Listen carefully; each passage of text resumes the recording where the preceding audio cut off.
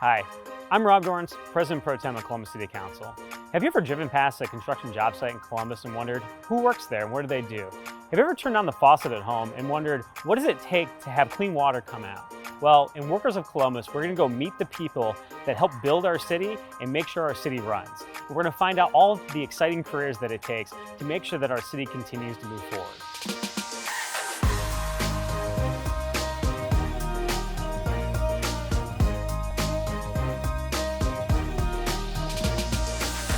Ralph, great to meet you. Nice to meet you, Rob. Yeah. So tell me, Ralph, tell me about your job. What do you do for the City of Columbus? Well, I'm an electrical inspection field supervisor. How long have you been working with the City of Columbus doing this job? I've been with the City of Columbus 25 years. Oh, wow. One of the field supervisors back when I was a contractor encouraged me to apply. I honestly took the position, planned on doing it about 5 years. Thought it would look good on a resume as I figured out what I wanted to do when I grew up. And 25 years later, here I stand. When I first started at the building department, we had a really bad reputation. I mean, coming as a contractor, the building department and the inspectors were looked at as an opponent, almost an adversary. And through the different leadership we've had, the different inspectors and the people that have been brought in and have stayed, we're now more of a partner than we are an adversary. Yeah. I mean, we're here to help property owners. We're here to help contractors. No, we don't always give them what they want to hear, but we're here to help them through things and not be an impediment, not stand in their way.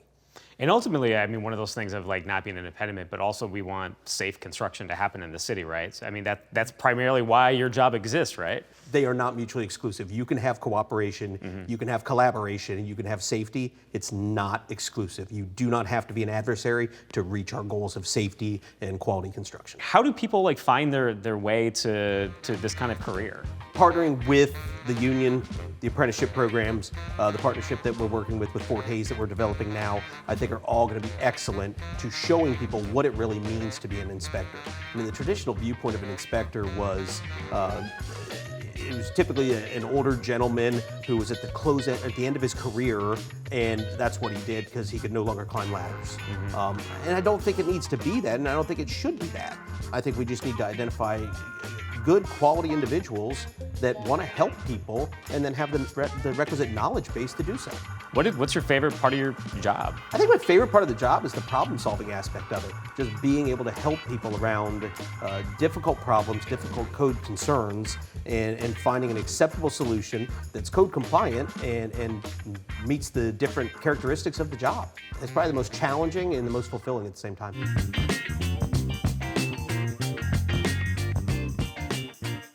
So can you tell us where we're at right now? Okay, so where we're at right now, this is a multifamily dwelling that's being built. It's approximately 75 units. So one bedrooms, 2 bedrooms. It's part of the vision development. So walk me through like things that you would be in this development, like having you or inspectors that work for you take a look at. Okay, so this would be, you come in, the first thing we'd look at is the kitchen. In the kitchen, we're looking at the different outlet spaces. They're required to have 2 circuits for the kitchen counter. We're looking at the gauge of wire that they used, the securing and supporting of it. Additionally, this wall, as well as the walls that are separating this unit from the other unit, will be fire-rated assemblies. And the theory behind a fire-rated assembly is you can't control who lives next to you. So if a fire were to start in a single unit, they want rated walls that will keep the fire in that unit for a period of time to allow you to get out of your unit. So we're gonna come along and we're gonna look at the different boxes. We're looking at the wire connections in here, making sure the grounds and everything are all connected together. There's good termination so that when they install the devices, that will be all closed up behind drywall, and we don't want anything that could be a potential problem there. Sure. Moving from the kitchen, this is the main electrical panel that'll serve the unit. Obviously, this is where all the conductors tie in. We're looking for good solid terminations here, whether or not the grounds are done properly. Everything's safe. It'll be a good path back for fault current. We've got the required dedicated circuit for the bathroom GFI. We've got the fan to exhaust, making sure there's no electrical in the tub and shower space. And then looking at, this is one of the firewalls I'm talking about. So this wall here will be a rated assembly. So we've got to look at the electrical penetrations in a rated assembly. A rated assembly is only as good as the membranes themselves. If we cut a lot of holes in that membrane, it's no longer going to meet the 1 hour that's going to be needed to be there. When you build a giant building or build a single family building, there are a lot of building codes that come into play. So what we do is we have structural inspectors, we have plumbing inspectors, mechanical inspectors, and electrical inspectors. We work very closely together. We oftentimes will communicate back and forth.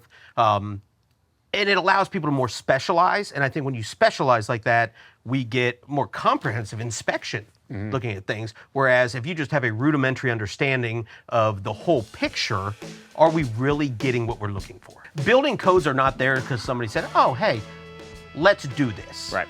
Or, oh, wait, I developed this. Let's just go ahead and implement it and force people to do that. There's a lot that goes into the development of these codes. It goes through committees and proposals, and they evaluate both the economic impact, the safety aspect of it, and whether or not there's substantiation to make that type of a code change. Is there any development or building that you say that was just really cool to sort of be there when it was constructed, and now you look at it today and think, I was there when it was sort of coming out of the ground for the first time? I did Polaris. Polaris was a unique, when they built the mall, considering that they did that mall start to finish in 367 days. So when you go back to that mall now, are you walking around seeing places that you were sort of inspecting a decade ago? Yeah. Absolutely. I mean, it's it really kind of puts it in perspective. It's been there for 20 years. You don't really think about it that way. Right. And the only reason I know that is I met my wife there. Oh, so, wow. Yes. So it has been there 20 years. So that is incredible that you were inspecting, again, a development in town that everyone knows what it is, and then that's where you met your spouse. That is where I met my wife. That's really cool. Yeah. Now, talking about so again, just the building industry in general, I think, unfortunately there's some negative stereotypes from time to time about the type of work that people do and the type of people that do that work. What do you think are some of the misconceptions that folks have around just sort of the building industry in general? I see it changing, but for years, I would constantly hear and you're exactly right, the dumb construction worker. He's there because he couldn't do anything else. When the reality is, there is a real trade craft involved. When we talk about electrical, the depth of the knowledge required for electrical it's on par with many of your master's level degrees that you get from college. And so when you're talking about an electrical inspector, they need to be able to be comfortable in looking at medium voltage cable, which would be your 13,000 volts, all the way down to a sump pump in a single family home.